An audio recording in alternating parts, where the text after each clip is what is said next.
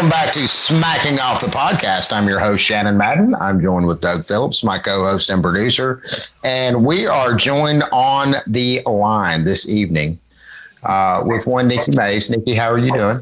Good.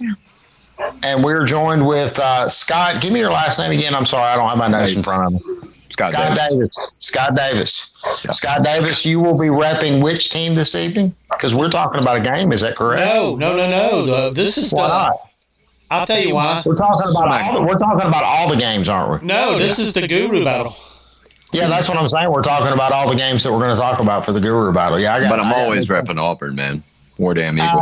I'm sorry. Oh, shit. Oh, well, let's go ahead and drop this call. Hey, Scott, it's great to talk to you, buddy. You take care. I'm sorry.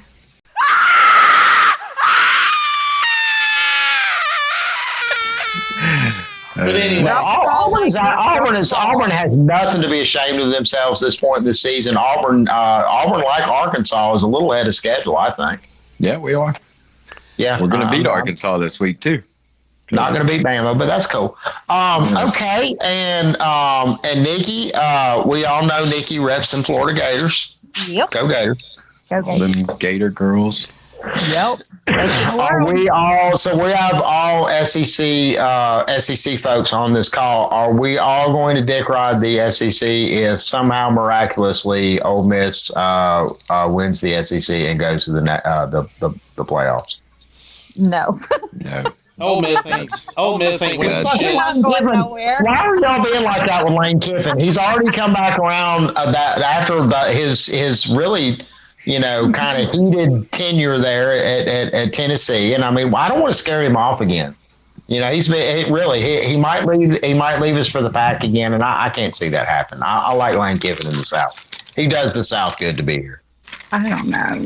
I guess we could give him a little. I guess I could give him props like I do Vandy.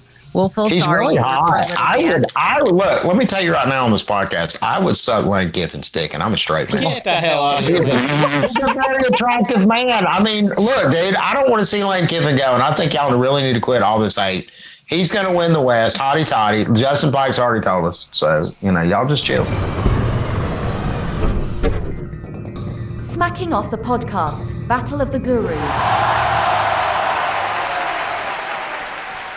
We've got number 12, Oklahoma State, going to Texas.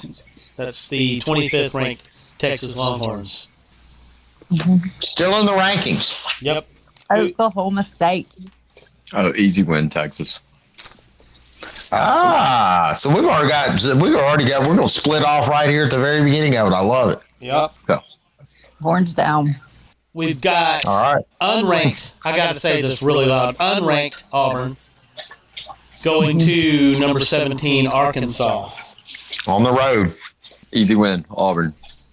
I'll jump in front. That is at Arkansas. You did hear that, right? Have you seen any Arkansas? Have you watched any Arkansas football this year? Kendall Browse, Arkansas. I live in Athens. I saw them. They're trash. Bo Nix is way better at quarterback. We win that game. Kendall Browse, Arkansas. You going with Arkansas? I'll be down. Yep. All right. You can't go against Browse at home. Yeah. Can't go against Bo Nix. Did you not see Art Browse come out in Kendall? I've seen Bo Nix fucking choke. I can't tell you how many fucking times in his collegiate career. So yeah, you ride that Bo Nix train, ride it to glory, baby. That's why Auburn is unranked right now. A&M. I'm sorry. Did I say that out loud? Shit. Would beat A&M. You did. That's a true story. Alabama did not. Alabama had a historical loss to an awful unranked, just god-awful unranked Texas A&M team. Number 20, Florida, goes to LSU. They're going to tie their shoes, and we're going Florida. They might not tie their shoes. They still are going to win. Ed Ogeron, is he staying for the remainder of the season? I'm going to tell you what, it went from hot to just get the fuck out. Like it seems like overnight down there. I say he stays the rest of the season, but I don't think they keep him after the season.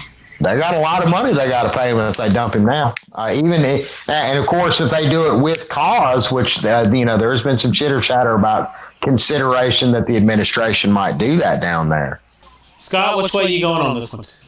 Oh, on this one, I spend half my time half my year down in Baton Rouge. It's a real terrible place. Florida Gators roll them. Okay. And Ed Orgeron's gone. They got a better chance of John Gruden coaching there next year than Ed Orgeron. Now, wait a minute now. I mean, really, look, that would have been a really crazy proposition if somebody had stated that 3 weeks ago. But the man, honestly, which program is going to suck it up and say, the hell with everything that's going on right now? We want John Gruden in our program. And before anybody starts laughing and says there's not a program in America that would even consider that, bullshit. Ole Miss at Tennessee. Number 13. There is a very interesting game right there. Tennessee's been playing. They come back down to earth. Ole Miss wins. I say Ole Miss too. I've gone back and forth on this game too, but I'm going to go Ole Miss. They can put some. Justin Pike told me so. Yeah. Hotty toddy. I don't know, man. Pike is also a big Tennessee fan. He is house divided. He is a mind divided in this game. I can't wait to talk to him about that a little bit later on. But man, this one's too close to call for me because Tennessee is doing a little bit better. I think their defense is what's going to keep them in the game. They actually have a pretty decent defense. So the last few games, they've had a pretty decent defense. Yeah. And you have to have a pretty decent defense if you're going to go toe-to-toe with Ole Miss this year. They're lighting up the scoreboard. Fresno State goes to Wyoming. Fresno State. Wyoming's actually got a decent team now. Yeah, but Fresno State almost beat Oregon and almost beat Hawaii. Is Josh Allen still the quarterback at Wyoming? And they beat UCLA, remember that. They beat UCLA, yeah. Scott? There's only one thing I remember. I remember betting on Fresno against Hawaii, and they lost. So I'm taking Wyoming this game. But it was a close game. Road game. We've got the CFP-bound Iowa Hawkeyes hosting the CFP-bound Hawkeyes. That's fine. That's what Matt Truck said, and I'm not going to disagree with Matt Truck in this one. She made the proclamation. I'm going to let it stand. Okay, and they are hosting Purdue. That's what Matt Truck called them. Purdue is going to Iowa. Purdue. I don't go against my wife, so Iowa. Same Hawkeyes. The Sun Devils of Arizona State are going to Utah.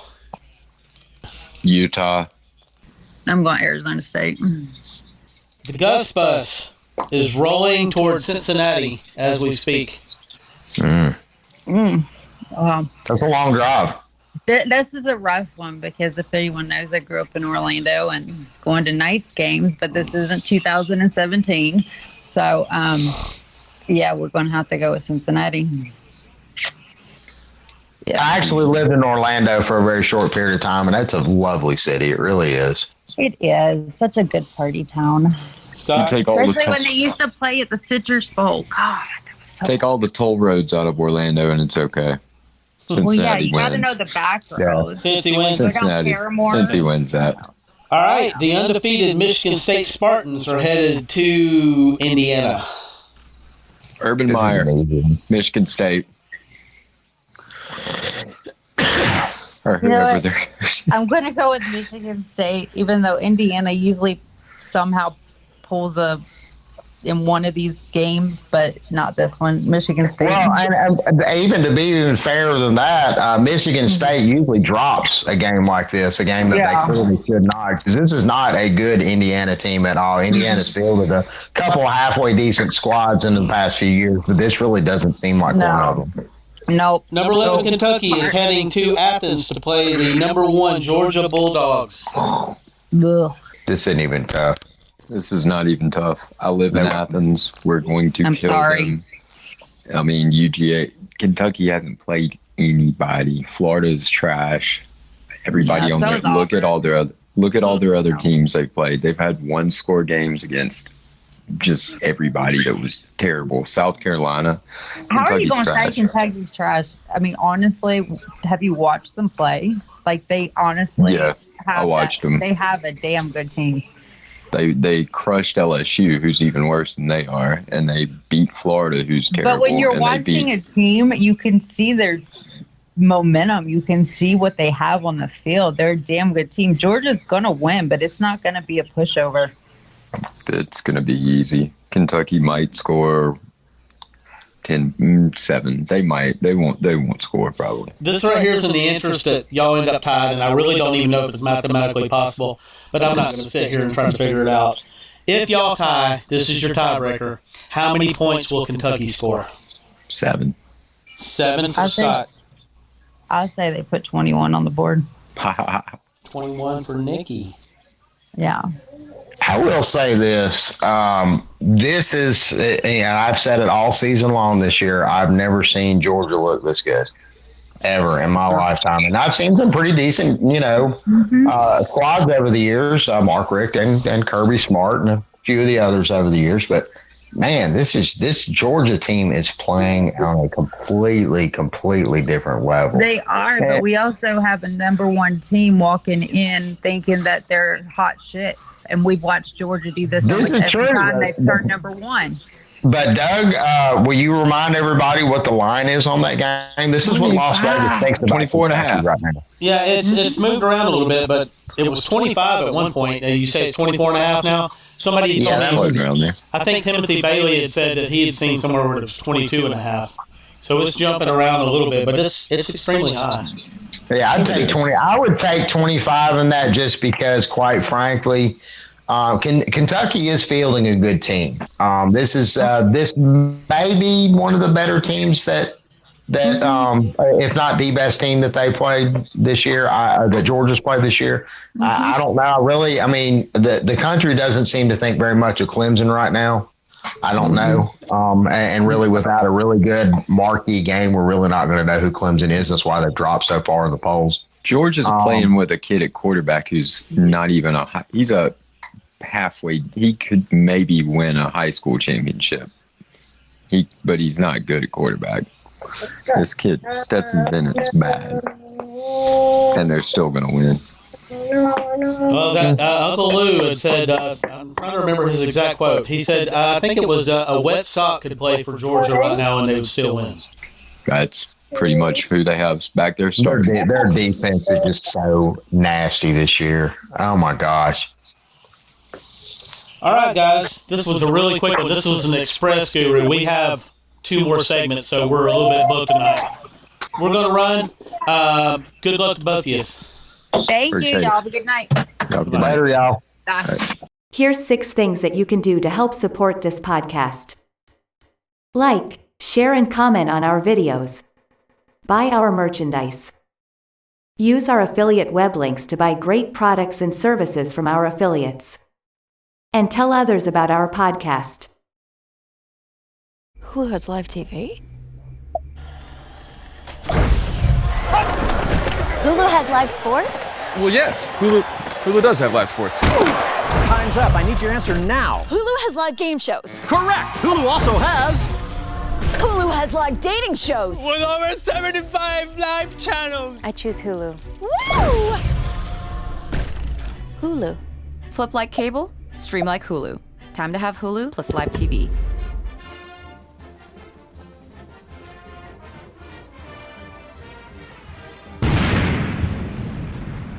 And we're back with Smacking Off the Podcast. I'm your host, Shannon Madden, joined with Doug Phillips, and we're joined on the line with one Bob Archer, Dr. Balls. What's up, man? What's up, guys? Living the dream. And we're also joined on the line with our old friend, Brent Cannon. Dog fan. What's up, homie? Not a whole lot. Ready for Saturday. And y'all probably have guessed with the 2 people that are appearing on the segment, we're talking about the great big matchup this weekend between Kentucky going down to Georgia between the Hedges, number 1 versus number 11 in this contest. Which Georgia has already done once this year. Both teams undefeated going into this game. Big time.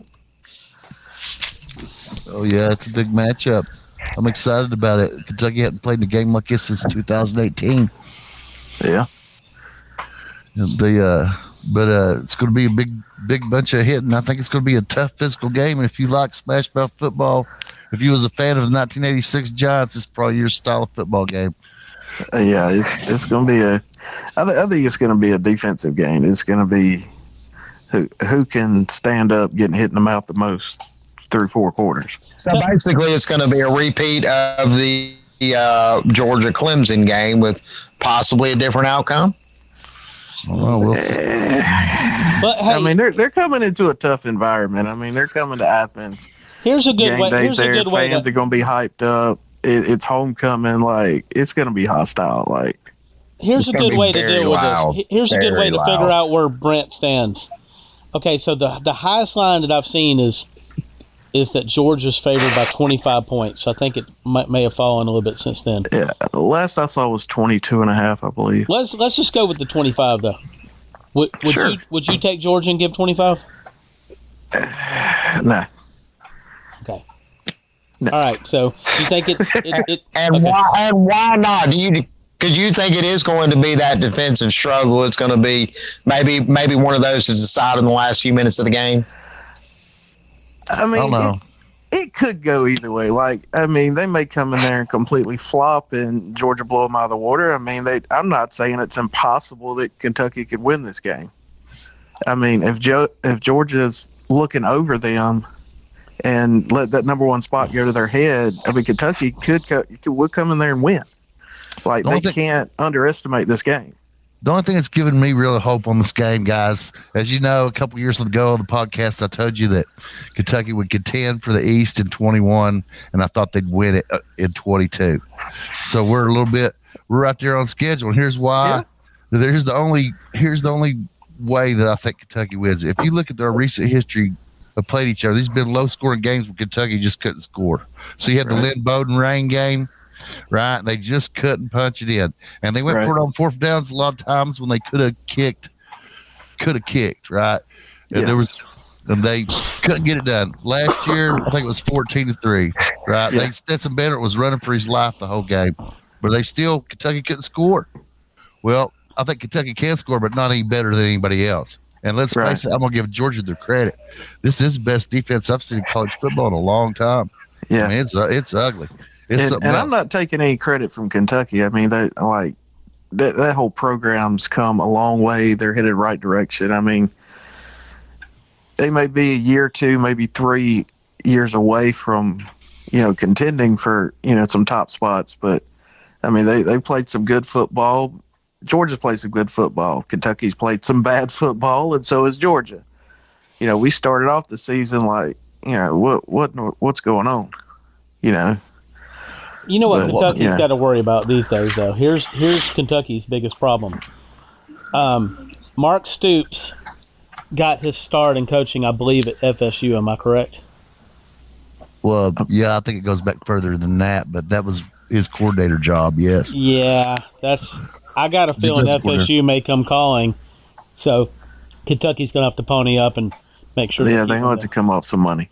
They'll keep him there if they want to keep going in the direction they're going.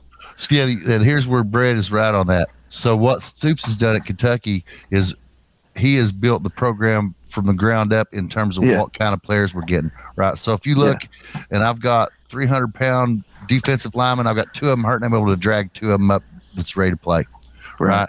Offensive linemen, there's the 4 best offensive lines in the country. 2 of them are in this game. Yeah. Right, and that's Georgia and Kentucky. That's of the 3 best offensive lines in the country. 2 of them are in this game, in my opinion.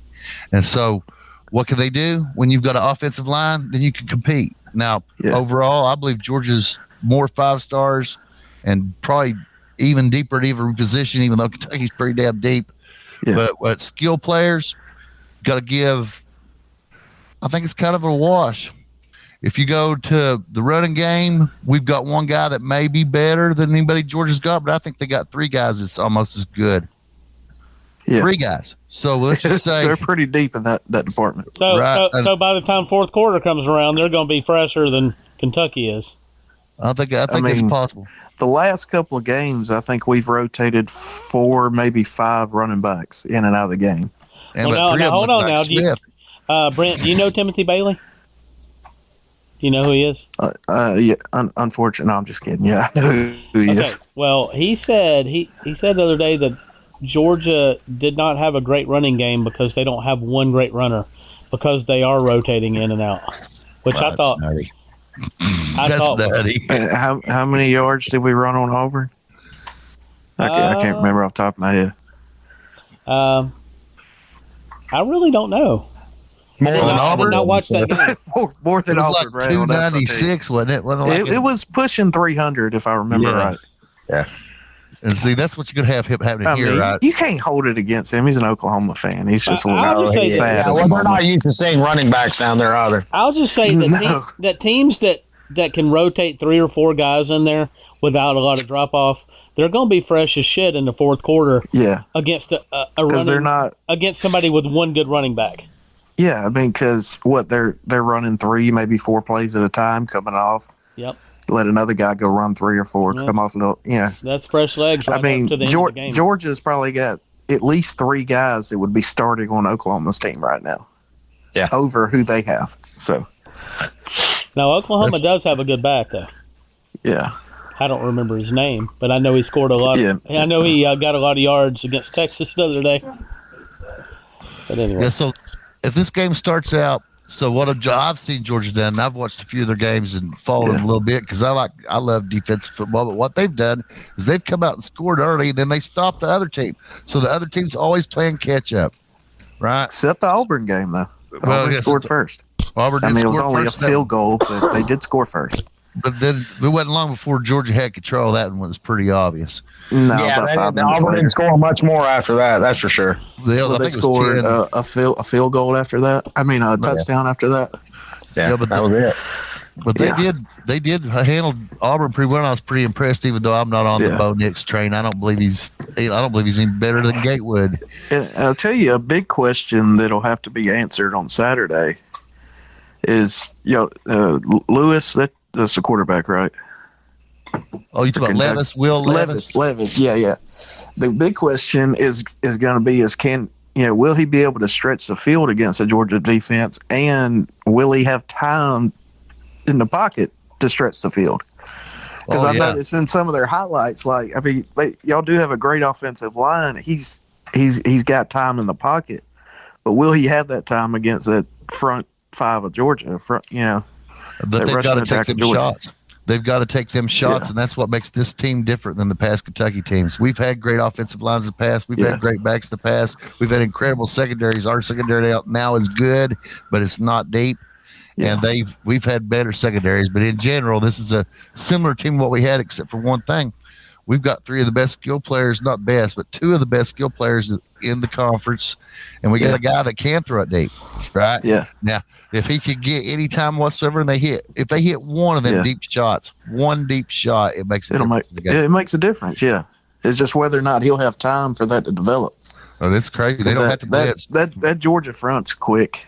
Well, they don't have to blitz. They can play base. They can play a base coverage, a man-to-man with over-the-top safeties, and still get pressure out of their front 4. Yeah, I mean, because you look at, that big number 99 coming at you. I mean, that joker's 6'4", like 340, and runs I think like a 4.8 40-yard. But that's quick for a big man. This will be the best offensive line that Georgia has faced this year, though. To this point, I'll give you that. And maybe to the end until the end. Now, then for Georgia, there's a lot on stake here. Georgia can finally win the national championship. They've been so close for so long. Yeah. If they win this game and go on, they're in a great position to do that. And they've got, in my opinion, a lot of pressure because they have to win this game, because if they lose this game, they're out of position to do that. Yeah. Right. And they because my opinion, if they lose the game and Kentucky goes to the SEC championship and loses to Alabama, they won't put a 3rd SEC team in there. No. So they won't put, and if they pick Kentucky, if that scenario happens, which is unlikely, right? But if that scenario happens, they won't put a 3rd SEC team in there. If they screw Kentucky and put some other team in besides them, let's say we have 5 11-1 teams at the end of the year, and they are Georgia, Alabama, and whoever's left. Well, you just about got to put them in. If Kentucky goes to the SEC championship and loses to Alabama, then they're out. Yeah. So it's a strange scenario. Guys, do y'all mind if I call this the Cannon Balls segment? There you go. That works. But anyway, I'm okay with that. That's actually okay. Yeah, we're going to go ahead and make an administrative decision right now and say that's what this is going to be called. The Cannon Balls segment. Yeah. I'm going to go out and say that I think the game will be decided late in the third and through the fourth quarter. I think it can be a close game up to that point. I think it's going to see who can play 60 minutes of football. Absolutely. I mean, I think it's going to be a low-scoring game. I hope that they don't come in and be overwhelmed by the moment and get jumped on quick. It's going to be a big one. Kentucky can't recover. On the other hand, if they could, what Kentucky has to do is hit one of those shots, keep Levis upright, and get the crowd quiet. That's the only way they can stay with it. Even then, I just don't know that I predict UK to win because I'm a homer. The only way I can see them to win is to hit one big shot, cause a turnover or something like that, going on to the end. I got to be honest about it. I love UK. I want us to win. Turnovers will be a big factor as well in this game. And Levis is a turnover machine. But I mean, they say they've tightened it up over the last few games. But if you're going to take big shots, you got to be ready to take big chances. Yeah, and that's what they're going to have to do. I think they're going to be playing with house money. The Cats are. They're going on the road. If they lose, it'll just be the same thing that they would always have said, and that's that UK sucks and they'll never do it. So nothing will change for UK if they lose, right? I mean, if Kentucky loses this game, I mean, I don't see you losing another one, to be honest with you. Yeah, the only one I'm worried about is Tennessee, since they somehow developed their offense mid-season. Against who, though? Yeah, but against who? I was going to say our defense is way better. I mean, Missouri? Yeah. And UK had a bad game against Missouri and still won it.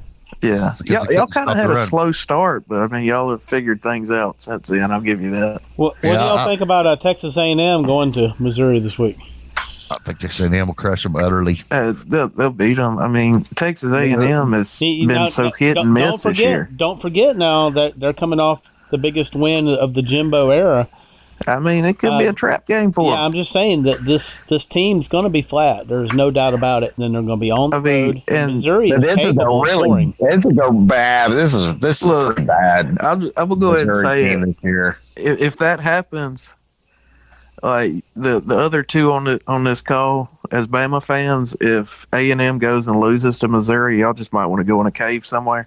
Because the team that beat Alabama lost to Missouri. Again, Alabama's destiny is still in their hands as far as that goes. They're going to have to win out, and then you're not going to hear the end of it, though. Cannon, I've already seen a meme that showed that Vanderbilt beat a team that beat another team that beat another team. It ended with Alabama and losing to Texas A&M. So the conventional wisdom was that Vanderbilt was better than Alabama. So it's Vanderbilt you can do that, couldn't score against their own practice squad.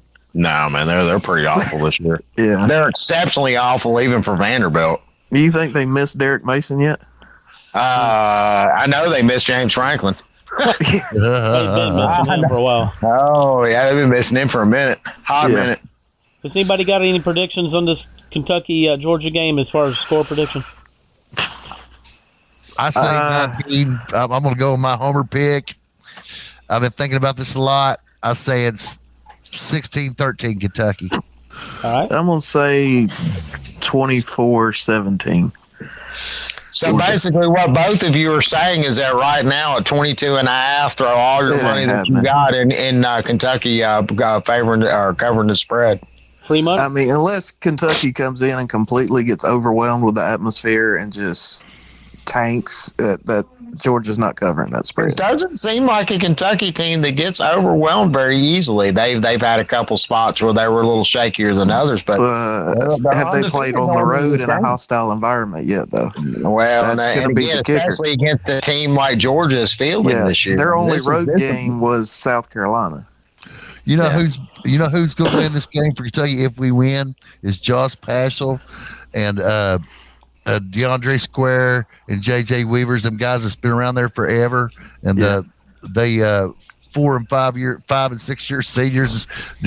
Josh Paschal's a beast. He's had games this year where he put himself in the NFL when nobody before the season knew who he was. Right. Right. And that's the only chance Kentucky's got is that they've got all their almost every linebacker is either a 4 or 5 star or a 5 or 6 yard player, right? And they're real. They're going to put every linebacker that plays at UK right now is going in the NFL. And Josh Paschal's first rounder. And and we got to recruit. We had some guys hurt on the defensive line, but the guy that's replaced them is the 5-star guy that turned down Georgia and Alabama for Kentucky, Justin Rogers. So the guy that's replacing our main nose tackle, McCall that went down is he's young, but that's the guys. If Kentucky's gonna win, that's the guys that's gonna win the game for them. You're gonna have to have some leadership on the field, and that's both teams. When you watch a game, remember I said that, right? Josh Paschal. All right. All right, guys. It was fun, and good luck to both of you. All right. Teams. Good luck, Brett. If you beat us, I hope y'all win the Natty. Hope y'all go 11-1. How about that? We'd love that. All right, guys. 11-1 ain't bad. Talk to you later, and we'll have to have you on again, Brent. I think this is your first time on. It is, yeah. We'll have to do it again. All right. All right. See you later. All right. Y'all have a good one.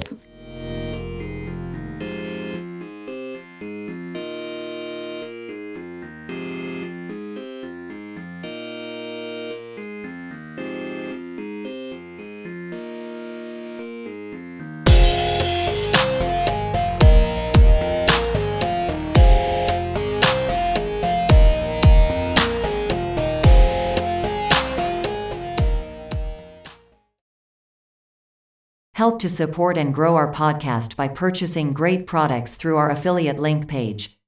Go to smackology.life/support for all of our affiliate links. Thank you in advance for supporting the podcast. Non più tra i farfalloni amoroso, notte giorno di torno girano, delle belle turbando al riposo. Narcisetto a dolcino d'amor, delle belle turbando al riposo, Narcisetto a dolcino d'amor. Welcome college football fans to another weekly installment of Congratulations, you lost. And your team is accidentally lost. Please welcome our resident psychology ST Timothy Bailey.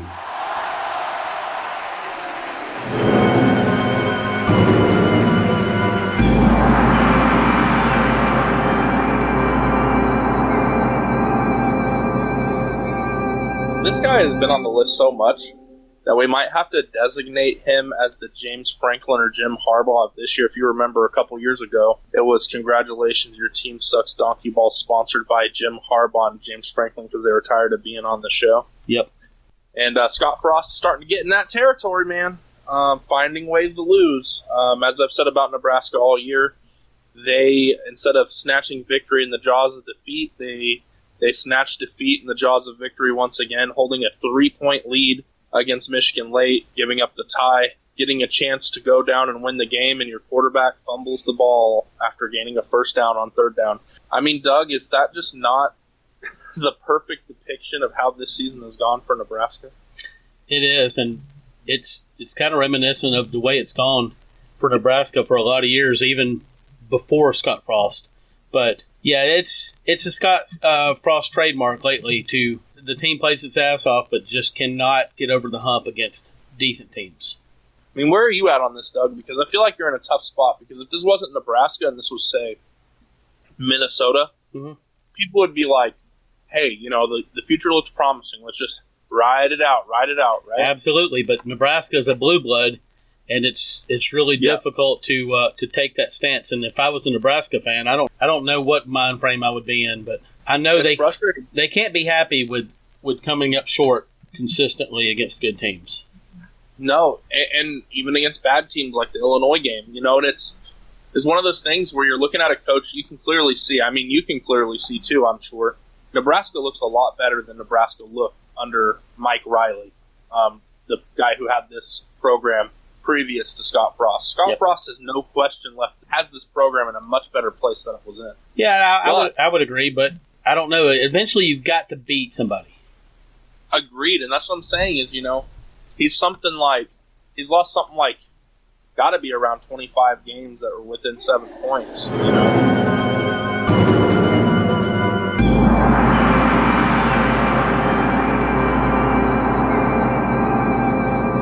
So next we're going to go with Steve Sarkisian. I mean, it's an easy one, right? You go up 28-7, mostly on the fruition of errors on the opposing team. Getting a pump block, missing a tackle on a 75-yard screen. Mm-hmm.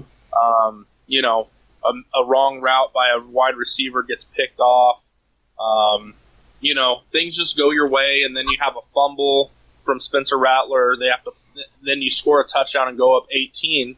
When the game was at that point, 17-28, and then you go up 18, and in comes true freshman quarterback who hasn't played football in a year because his team's season got canceled due to COVID. And, not only does he play pretty well, but you also end up getting just gashed on the ground, in the run game, something Oklahoma hasn't consistently been able to do all year. The offensive line took control in the second half, and Texas only had 63 yards of offense in the second half. So Oklahoma just, after the first quarter in this game, just absolutely dominated this game in all 3 phases. And it's the kind of thing, in the Red River Showdown, it feels almost like a basketball game somewhat because of the way that momentum can swing. At 28-7, and I'm an Oklahoma fan, I never thought this game was over at any time, and I did feel like Oklahoma was going to come back and win if they stopped making mistakes. 28-7, though, that did have me real nervous at 28-7. I'm not going to lie, but even after the Rattler fumble, I was like, we've already been digging into this lead. I'm pretty sure we're going to come back to win, even if Rattler had stayed in.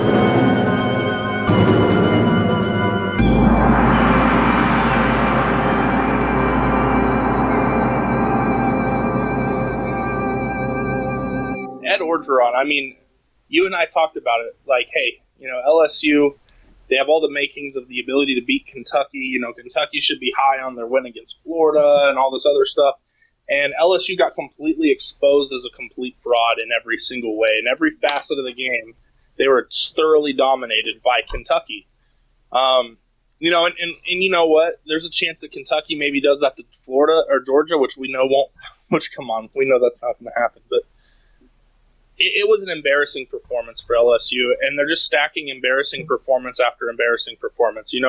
One of the things that has gotten some teams in trouble this year is being inconsistent. But LSU has been very consistent. They've been consistently bad. Yep. And, how much more can be tolerated? LSU looks like they're the worst team in the SEC West. Color me surprised because I sure as hell didn't project that coming into the season. And now they've lost Keyshawn Boutte and Elias Rich for the season. It's only going to get worse from here before it gets better. A lot of rumors floating around right now that they've got a short list already to replace. You got to. They've had a short list together for a long time. The only thing that kept them there was that crazy 2019 season. Yep. He's been consistently falling short of expectations, and winning a championship fixes all. But for how long when you're that bad of a coach? Not very. He's certainly better than Gene Chizik, but it's the same kind of category. He's just not head coaching material. I'm sure he's a great. What was he, a defensive guy? Defensive line, if I remember correctly. Okay, he's probably a great position coach. Being a great position coach doesn't mean you're going to be a great head coach. But hey, he caught lightning in a bottle in 2019, and that's why we're still talking about this fella. Yeah, he shouldn't have a head coaching job. He wouldn't if it wasn't for Joe Burrow and Joe Brady, that's for sure. Yeah.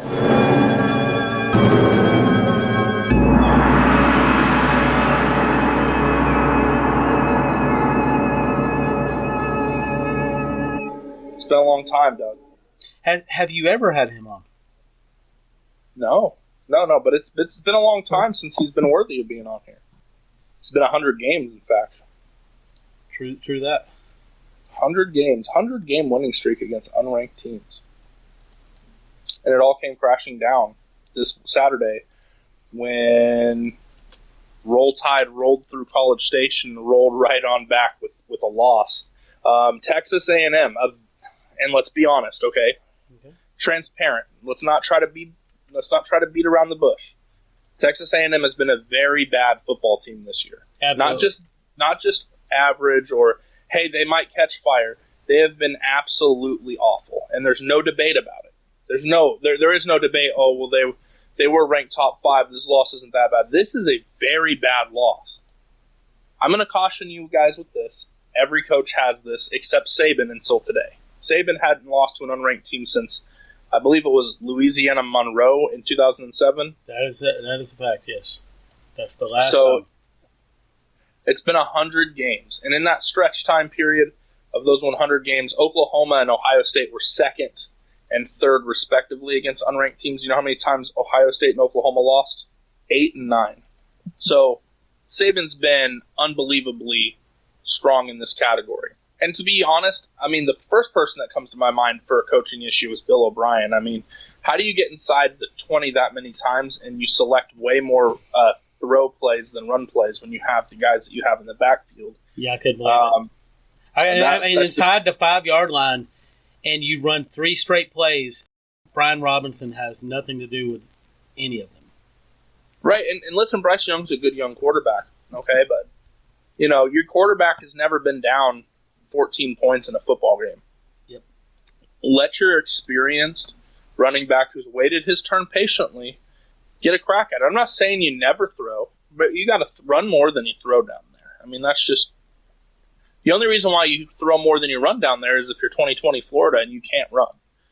But that's not the case with Alabama. We just watched them last week run all over Ole Miss and play great defense, which they didn't play great defense against A&M. They played much better defense in the second half. I mean, the reality is this.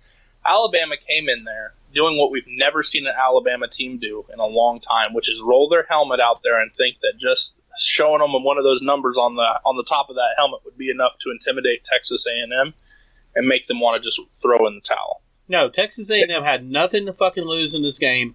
Nothing. Right. Absolutely. And I mean, you just got to realize that when you go up against a team that is they've got to have talent because they get all this hype. I don't know what happens to it at game time, but I mean that's a dangerous team. It's always a dangerous team. Right. You know, you play them on the road. They've got a really good home field environment.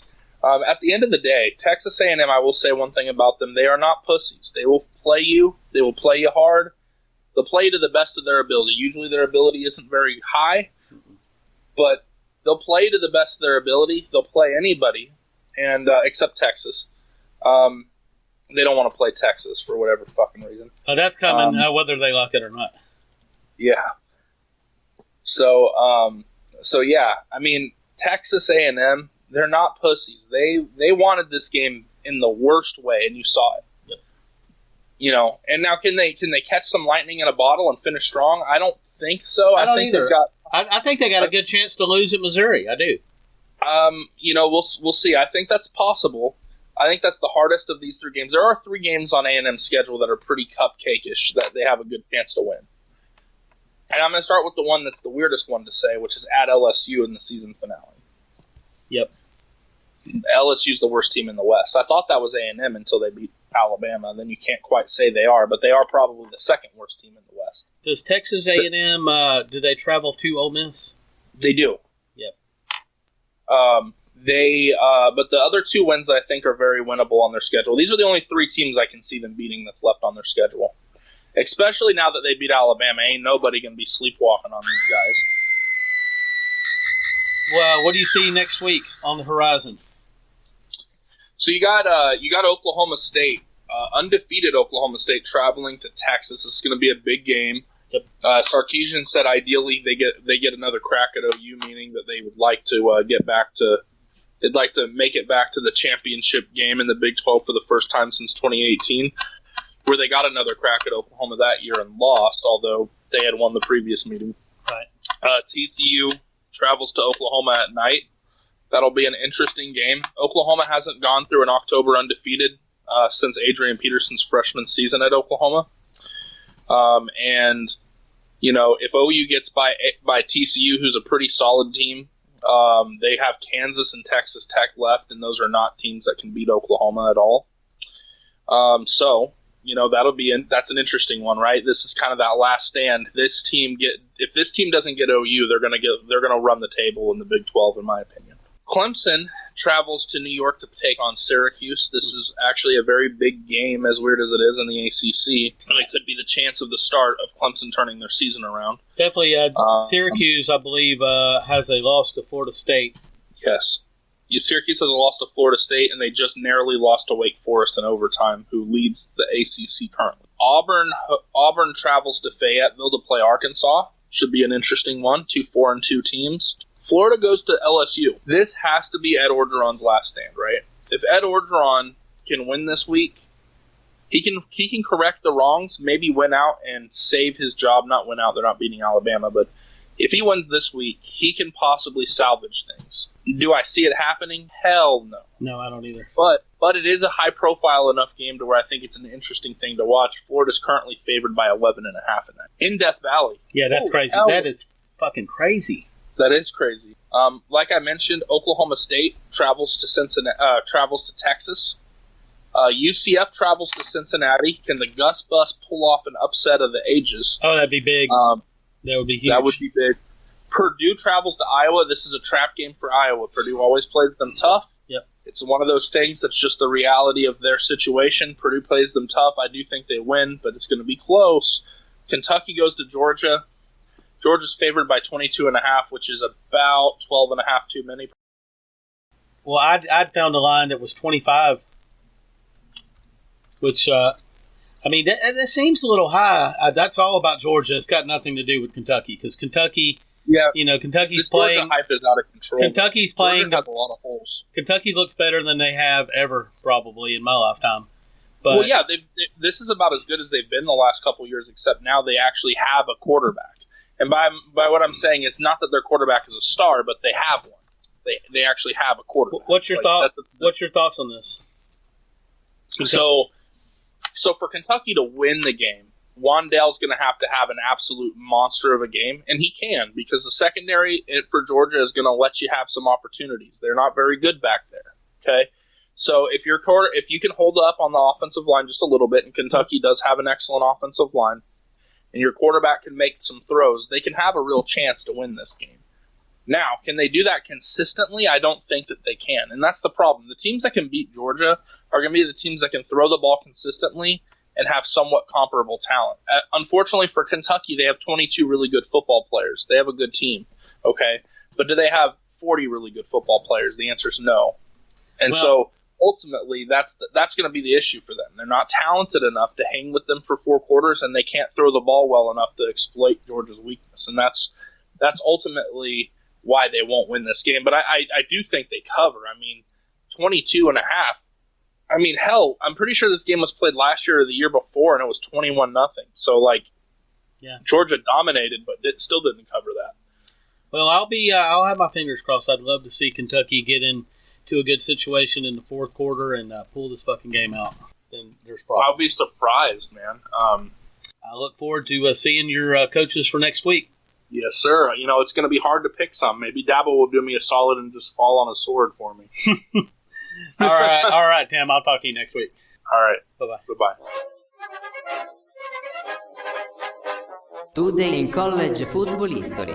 44 years ago today, number 12 Kentucky defeated number 16 LSU in Tiger Stadium, in Baton Rouge, Louisiana, by a final score of 33-13. Kentucky would go on to finish 10-1 with a number 6 AP ranking for the season. A season in which they did not participate in postseason play due to NCAA probation.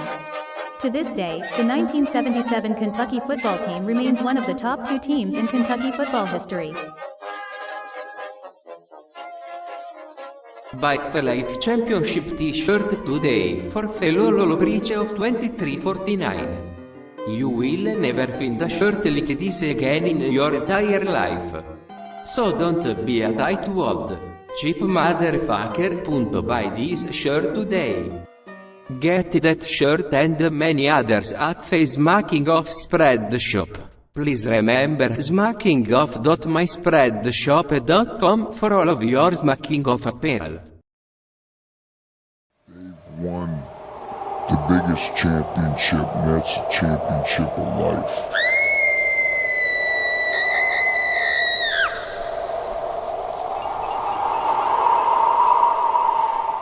The Life Championship Top 10 is brought to you by Badmont Stars. Because who the fuck can afford Goodyear? Those fuckers are expensive as shit. And also by Doyle Hargreaves Construction. Quality craftsmanship at an affordable price. I told you 3 times already. The law's on my side. And now, the Life Championship Top 10 for this week. Number 10, the Arkansas Razorbacks. Number 9, the Notre Dame Fighting Irish. Number 8, the Michigan Wolverines.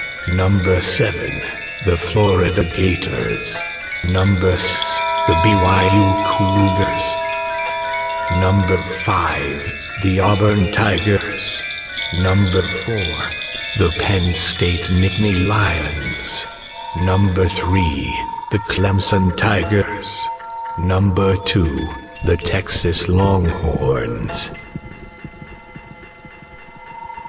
The new number 1 team for this week, making their Life 10 debut for this season, the Alabama Crimson Tide.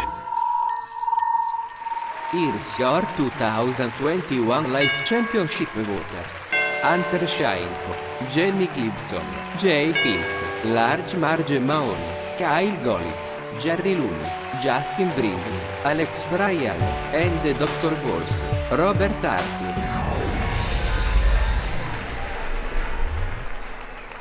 Let's thank them all for taking time out of their busy schedules to give us their opinions. Please direct all anger at them.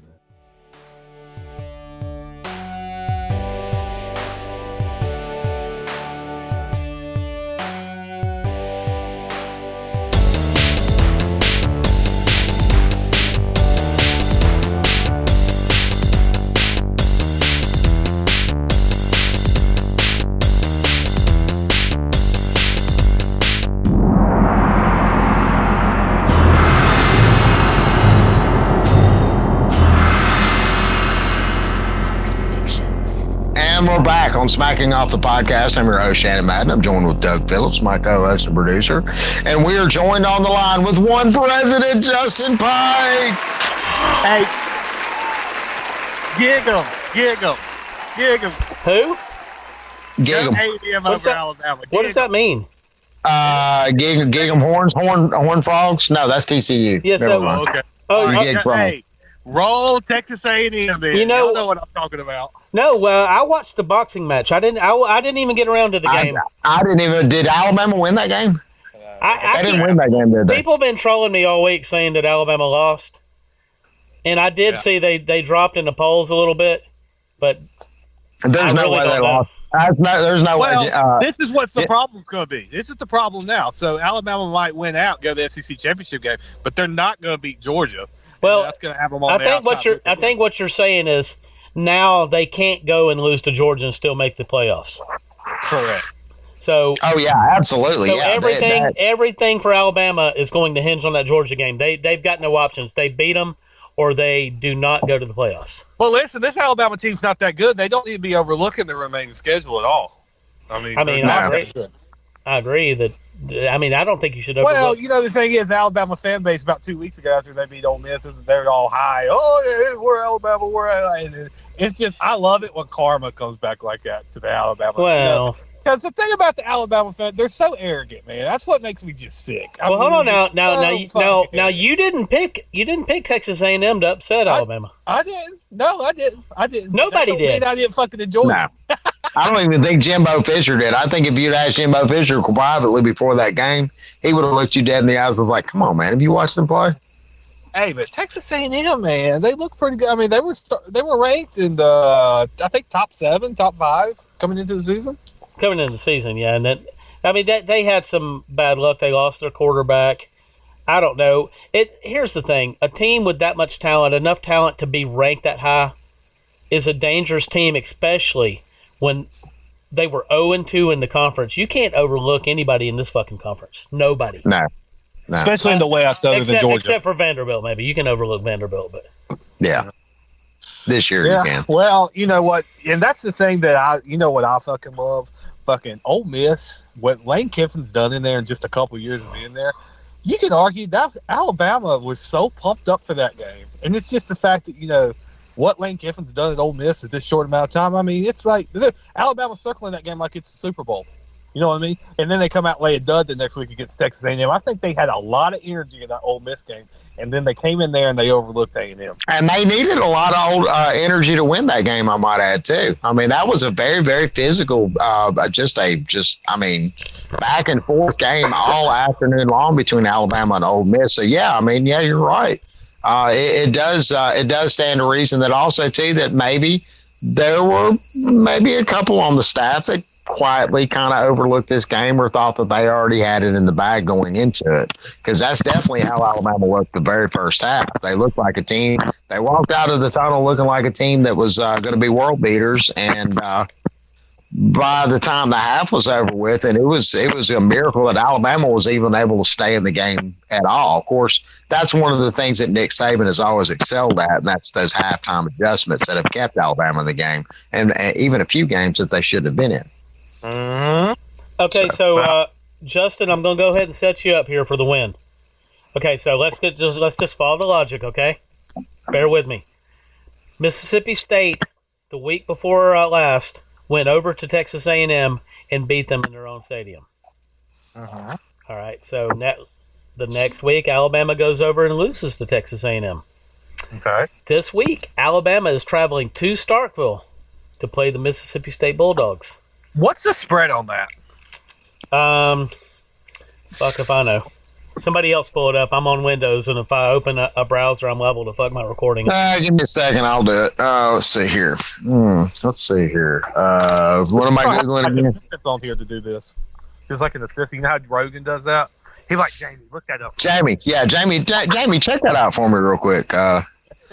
Okay, so let's see here. Maybe we can get Shannon Russell to do that job. I would like that. How do you spell Alabama? Try it with an A.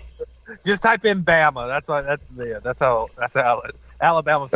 We'll say line. They say Bama. Oh, I can't stand it. Hey, that made my fucking weekend right there. Watching Nick Saban, them storm to the field, and them cops having to escort Nick Saban out. He was pissed too. And you know what happened? Beeman probably didn't even cut a check to the refs for this game because it was Texas A&M. Nobody even thought. I mean, hey, I watched game day. They didn't even pick on the fucking game on game day. Wow. They did not pick on that game. So that's just, it was a no-count game. I think the spread was like 17.5. I mean, Alabama was supposed to win that game by 2+ touchdowns. You know what I mean? It's like, and if going into that game, I think if they played this weekend, you know what I mean? I think if they rematched it, I think Alabama wins that game. If they played 100 times, I think Alabama wins 95 times. If they played 100, Alabama is minus 17 in that game right now. In Starkville. All right, so go ahead. Give us your. You're not gonna go with your lock of the week. I think Alabama will cover that spread. I think they'll win by 21-24. That's not gonna be your lock of the week, though, is it? No. I got a lock of the week. Okay. Did you see the Tyson Fury Deontay Wilder fight? I took Deontay Wilder in the fight. Reason I took Deontay Wilder was he was 3-1, and Deontay Wilder, I ordered the fight to have, drank, got real fucked up, watched it, had a good time, had some people over. Deontay Wilder was winning the first 5 rounds of that fight. He was. Judges score. Oh, that's a good old Alabama boy too. Yep. Fucking the state. Tuscaloosa, born and bred. So Alabama had a bad weekend. That was a bad weekend. Yep. But and then Auburn lost too. Mm-hmm. But see, Wilder at 3-1 odds, I got him. I laid $100 to win 300 on Wilder. If they was to fight this weekend, I'd do the same bet. You know what I mean? It was a classic. That was good for boxing. Boxing needed a fight like that because you got all this Jake Paul shit. An actual real boxing match between actual 2 real contenders in their prime that are in their prime of their career. Justin, let's talk about some of these games next week. Okay. All right, so we got Auburn going to Arkansas. I know you were really high on Arkansas before they went to Georgia. Arkansas, well, it's in that fucking shithole in Fayetteville, right? Yeah, Don't I they think play so. Fayetteville? Yeah, they'll win there. Fucking, I don't like Arkansas though. Just I don't know. But you do think Arkansas will win the game? Yeah, they'll win an ugly game, like 21-20, 17. I got 20, you. something like that. Some ugly game. It doesn't matter. Auburn and Arkansas are completely irrelevant in the conference. It really doesn't even matter. So is LSU done? Is this it?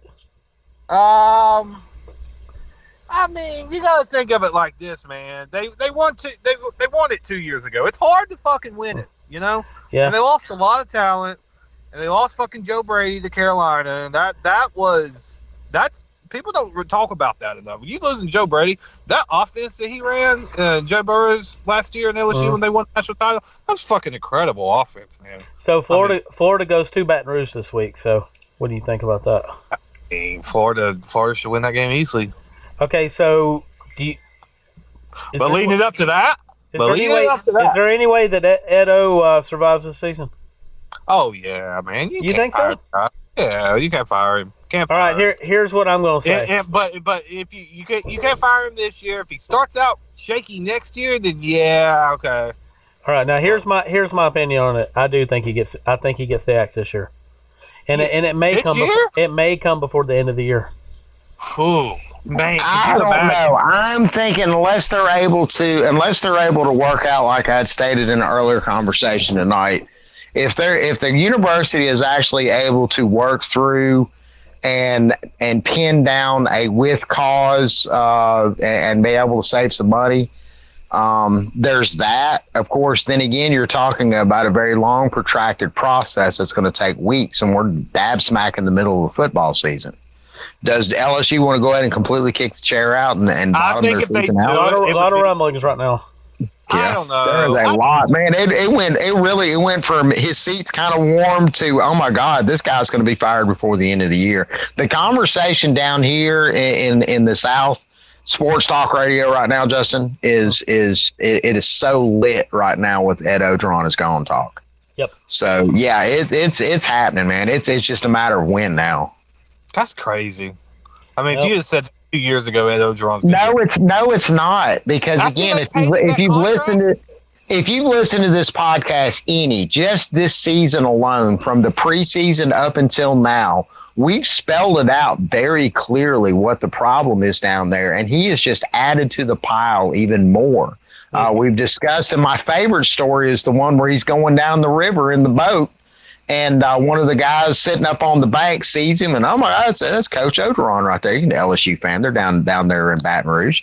And waves at him. He waves back, and he says, you better win that next one next year. You know, something really silly. Sitting there with a couple buddies. They giggle a little bit. He rolls down the river, a few hundred yards, and gets pissed off thinking about it. He's with his son. And he turns that boat back around, got up on the bank, and gave that guy what for. I mean, got up that guy's ass. Brad basically told him he's going to kick his ass. And we're talking about an important alumni person. This is a booster. This is one of the big money people, but he was definitely kidding, because all the boosters know one another. He was definitely well connected enough for them to have a sit down about it, and he showed them the video of Ed doing this, and oh my God, what I would give everything. I wouldn't give my daughter, but I'd give just about everything else I own just to see that video just one time. Just to see him standing there all fucking dead. I can hear it in your voice. You want him to get fired. You'll love that. That's an Alabama. Well, and the thing is because he should have never been hired in this capacity to begin with. LSU hired him with stars in their eyes, and I'm still trying to figure out why. And yeah, I know he was able to deliver a championship season, which you spelled out exactly why that happened just a moment ago with Joe Brady. You take Joe Brady out of that situation and leave Joe Burrow there. We'd already seen Joe Burrow. We saw what he was capable of. Yep. And Joe Brady came in there and gave him the magic touch. It was amazing.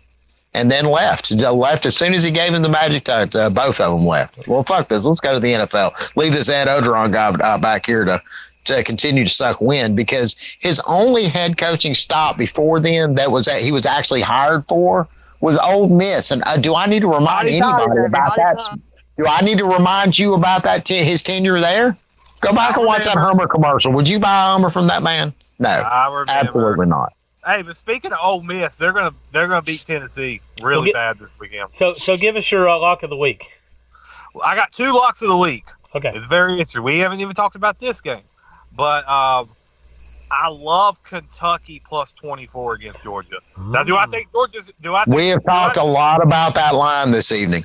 24 is a lot of points. So what I'll do is I'll buy a half point, take him at 24.5. I think Kentucky will score like 6 points. You know what I'm saying? But I can see Georgia scoring like 28, 30. You know what I mean? Barely covering the spread. But I just think 24 is a lot of points. If Kentucky gets in the end zone one time, they're 7. So that means Georgia has to score 31 with a backup quarterback on that Kentucky defense. The Kentucky defense is good. Yep, it is. Good defense. So, I mean, and then if Kentucky somehow scores 14, 24 plus 14, where are we at there? 38? They're not going to score 38 on Georgia. So I think if that is a numbers game, that's a lock. Take Kentucky plus 24.5. My other lock that I have is NFL. Kansas City Chiefs at the Washington football team.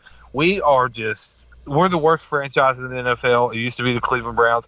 You could argue the New York Jets, but the Washington football team, with all these allegations going out, it's a complete joke. Patrick Mahomes is going to go up and down the damn field on Washington, and they'll probably win by – they'll put up 45 on our defense, and we might score 21. That's going to be ugly. You can take Kansas City minus 6. I mean, that's free money right there. That's my 2 locks of the week. That's free money. And those are your Justin Pike lock of the weeks.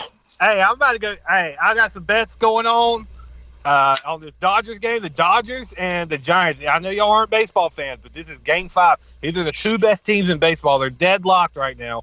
0-0 in the 4th inning. Hey, watch that. The place is rocking in the Bay Area right now. All right, I'm gonna turn it on now. As soon as I have I'm telling you, it's a fucking intensity, man. Intensity on that shit.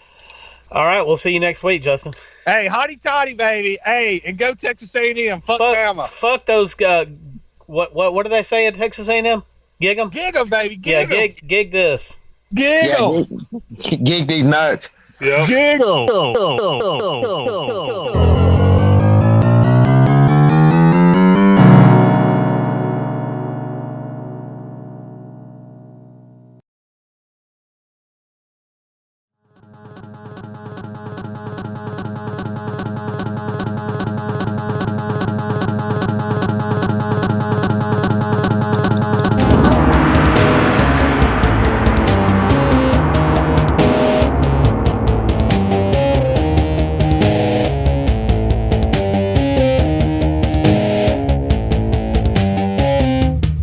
Visit the Smacking Off the Podcast Amazon store for awesome collegiate apparel. And help to support the podcast by making a purchase. Go to smackology.life/Amazon.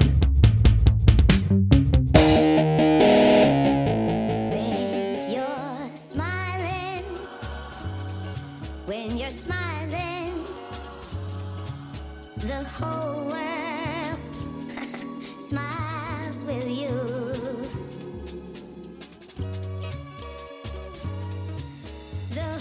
Happiness is knowing you'll find the perfect vehicle every time.